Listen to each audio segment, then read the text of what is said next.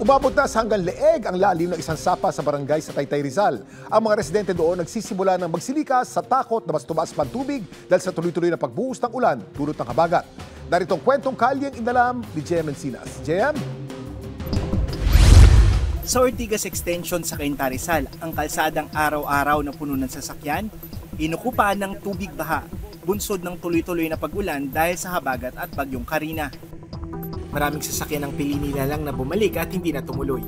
Pero kung hindi na talaga kaya kasi yung pabugso-bugso yung ulan, baka pag uwi ko mamayang alas 10 ng gabi, hindi na ako makauwi. Ayokong magstay sa kalsada. Pati ilang establishmento lubog din sa baha at kahit ang subdivision na ito, umabot na raw sa bewang ang taas ng tubig.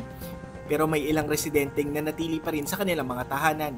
Kaya pa naman, may maanuhan naman kami na mapahingaan na hindi napasokan ng tubig. Nananatili pa rin lubog sa baha ang kahabaang ito ng E. Rodriguez Street dito sa San Isidro sa Taytay, Rizal. Sabi ng mga residente dito, may 24 hours na daw na ganito yung sitwasyon ng tubig baha. Sa kabila ng pagtaas ng baha, patuloy pa rin itong nilalakaran at binabaybay ng mga residente dahil ito raw ang mas madaling daan sa kanilang mga pupuntahan.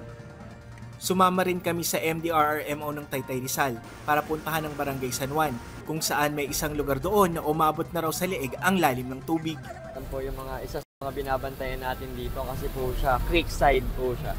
Kanina pa kaming 4 ng madaling araw na nandyan po, na naglilikas po. Ito ang sitio Sapang Godi. Isa sa mga lugar sa Taytay na tuwing umuulan ay laging binabaha. Pero kumpara ng mga nakaraang pag-ulan, mas mataas daw ang tubig nito ngayon. Naabutan din namin ang paglikas ng ilang residente. Lalim ng tubig na sir eh. Hanggang saan? Ang sahig namin nabot na. Sa labas dito na. Patuloy naman ang isinasagawang preemptive evacuation sa Taytay, Rizal sa mga apektadong residente at nakahanda na rin ang mga evacuation center.